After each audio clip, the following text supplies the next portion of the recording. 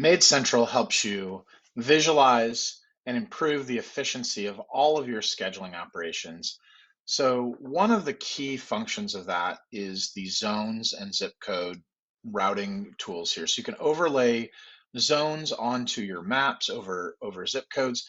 You can help identify better routes for your teams based on um, where things are lining up. There's lots of mapping tools that use this logic, and even deeper, when you schedule routes with MaidCentral, uh, it'll even give you suggestions to optimize those routes. So even if you've done a great job placing jobs together using MaidCentral's tools and visualizations, it can also tell you, hey, you could make some small improvements. So this this particular example, there's only some small optimizations to be made, but oftentimes it can be multiple miles by just switching some jobs around. We looked at that big map with lots of colors, but what does that mean? So when you start scheduling with MaidCentral, you'll start to see colors on your zones. So your homes will be assigned a zone. So this is the north zone, and then we're going northeast and then back to the north. So depending on how your zones are structured, that might be a bad thing that you're going green, then red, or green, I'm sorry, red, then green, then back to red. Where we could easily just switch this Burgess house with this Birdie house and have a nice, clean route for the day. And we might make this a permanent change, or we just might make it for today. And they're already locked in. Looks like they're already logged into the job, so I can't just switch it out. So I've already got a team working there, so not as easily changed. But you get the idea. We could just go ahead and switch these. We could also make a permanent change to the schedule by clicking here, and we could say we're going to permanently put this on team 4. Just with a quick click of the button, we can make a, let's see, well, they're in the job, so I'd have to go to a different day. So on a job that you haven't started yet, you can make a quick scheduling change, modify that schedule, change the job date. We could leave that the same, but we could go ahead and switch the team to team 4 instead, and modify the schedule and permanently make those scheduling changes. It's incredibly easy to make all kinds of scheduling changes in MaidCentral, whether you need to skip a cleaning, move it, do a lockout, which could automatically charge them a fee, whether that's $10 or the full cost of the cleaning. All of that can be automated in MaidCentral as well, and makes making scheduling changes just that much easier than whatever you're having to do now. On top of all of the scheduling visualizations, there's more visualizations that help you keep customer preferences on this job scheduling screen as well. So we'll just take a quick peek at that. So on the right-hand side, we see time preferences. So the Mertz home, they had requested 9:30 to 12:30. It's just a request. It's not a red flag, it's a yellow flag. There's different levels of flags in MaidCentral. Had they made a time preference flag and it was required, it would actually be a red flag. So we'll just go ahead and change this to a red flag. Actually, I'll have to jump to the home level here, and we'll go ahead and make this, instead of it being a preferred, we can make it required. And now when we go back to the job schedule, we can now see that that's going to be a bigger problem for our scheduling team that we needed to solve. So you can create those kind of flags in terms of time and also in terms of employee preferences. So James is supposed to work for the Mertz home. So let's take a look at that again as far as preferences for employees. So you can actually set and create preferences for employees. You can say who you'd prefer to have, who they must have. You can even say employees that you should not or do not schedule. And if you do send that employee, you're likely to lose that customer. So those are all preference flags that you can create comments, and track all of that for your customer preference as well. So it's not just always about creating the optimum efficiency. We do want to create and respect our customers' preferences. Another preference is, job notifications. A big frustration is we tell our customers we're going to be there at a certain time, and now we're not going to be there. So at this point, I just moved this off the time that we had promised them, and now it's telling us that this is going to be outside the window we were promised. All we have to do is click, and we can send an updated notification to that customer.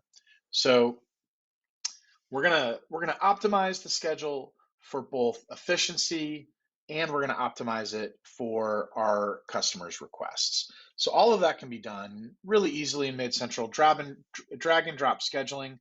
And it's also really easy to assign help, even split jobs. So Tech One Read down here doesn't have a home.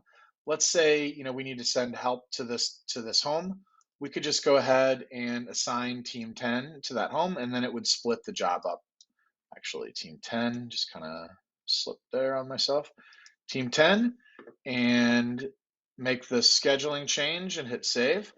And now that job is being split up automatically between these technicians, and the job time is being adjusted. All of that's done automatically. So I'm just going to take that back here, save what we have. So you have a general idea of how MaidCentral can help you with your job scheduling, make it easy to make, on the fly changes. But what about long-term changes? I'm going to actually show you how this is done at my company, Better Life Maids. We use the MaidCentral Master Schedule to help us do these long-term schedules. The master schedule is a 4-week schedule for every day of the week. Every team has its own schedule.